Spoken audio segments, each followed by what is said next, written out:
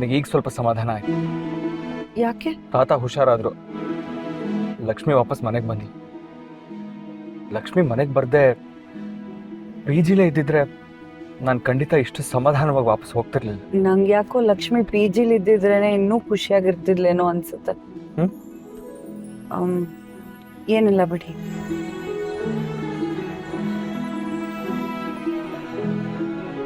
ಏನು ಹುಡುಕ್ತಿದ್ದೀರಾ ಅಮೃತ ಅವರೇ? ಅದು ಸಂಜೀವ್ ಅವರೇ, ನಂಗೆ ಸ್ವಲ್ಪ ಹಸುವಾಗಿತ್ತು, ಅದಕ್ಕೆ ಹೋಟೆಲ್ ನೋಡ್ತಾ ಇದ್ದೆ. ಹೋಟ್ಲಾ? ಇಲ್ಲಿ ಹೈವೇಲೆಲ್ಲ ಹೋಟ್ಲ್ಗಳು ಅಷ್ಟು ಚೆನ್ನಾಗಿರಲ್ಲ. ಇವ್ರಿಗೆಲ್ಲ ರೆಗ್ಯುಲರ್ ಕಸ್ಟಮರ್ ಇರಲ್ವಲ್ಲ, ಒಂದ್ಸಲ ಬಂದು ಹೋಗೋ ಕಸ್ಟಮರ್ಗಳೇ. ಅದಕ್ಕೆ ಯಾವುದು ನೆಟ್ಟಿಗಿರಲ್ಲ. ಸ್ವಲ್ಪ ಹಸಿವು ತಾನೆ, ನೋಡೋಣ ಇರಿ ಯಾವ್ದಾದ್ರು ಒಳ್ಳೆ ಹೋಟ್ಲ್ ಸಿಗುತ್ತಾ ಅಂತ. ಸಂಜೀವ್ ಅವರೇ, ಸ್ವಲ್ಪ ಅಲ್ಲ ಜಾಸ್ತಿನೇ ಹಸುವಾಗಿದೆ. ಅದು ಅಲ್ಲದೆ ರೆಸ್ಟ್ ರೂಮ್ ಯೂಸ್ ಮಾಡಬೇಕಿತ್ತು. ಓ ಸಾರಿ, ನನಗೆ ಗೊತ್ತಾಗ್ಲಿಲ್ಲ. ಇರಿ, ನೆಕ್ಸ್ಟ್ ಯಾವ್ದು ಕಾಣಿಸುತ್ತೋ ಅಲ್ಲಿ ನಿಲ್ಲಿಸ್ತೀನಿ. ಸಂಜೀವ್ ಅವರೇ, ಗಾಡಿ ನಿಲ್ಲಿಸಿ.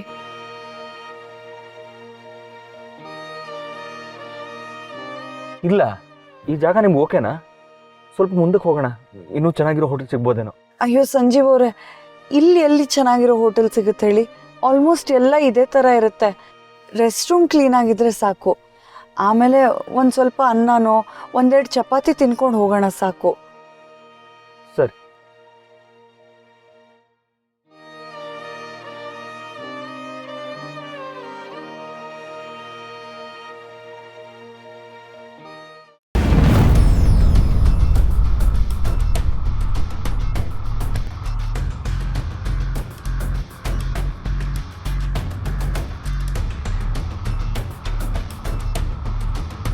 ಸಂಜೀವ್ ಅವರೇ, ಅಲ್ಲಿ ನೋಡಿ ಜಾಗ ಇದೆ.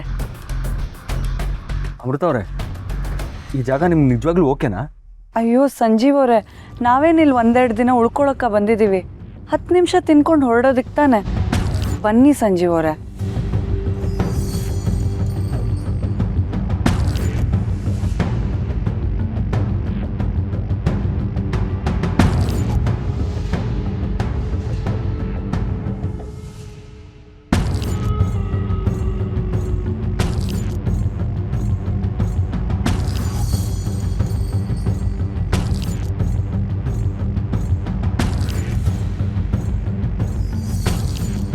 ಮೇಡಮ್.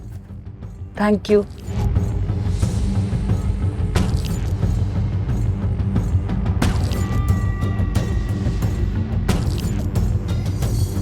ನಾನು ಹೇಳಿದ್ದೆ ನಿಮಗೆ, ಇಲ್ಲಿರೋದು ಯಾವುದು ನಿಮ್ಗೆ ಇಷ್ಟ ಆಗಲ್ಲ ಅಂತ.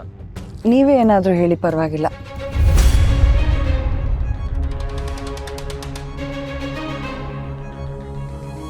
ನಾನು ಒಂದು ಪ್ಲೇಟ್ ರೋಟಿ ಹೇಳ್ತೀನಿ. ನಿಮ್ಗೆ ನೂಡಲ್ಸ್ ಓಕೆನಾ? ಸರ್, ಒಂದು ನಿಮಿಷ. ಬಂದೆ ಸರ್. ಸರ್, ನನಗೊಂದು ಪ್ಲೇಟ್ ರೋಟಿ. ಹಾಂ ಸರ್. ಇವ್ರಿಗೆ ಅಕ್ಕ ನೂಡಲ್ಸ್.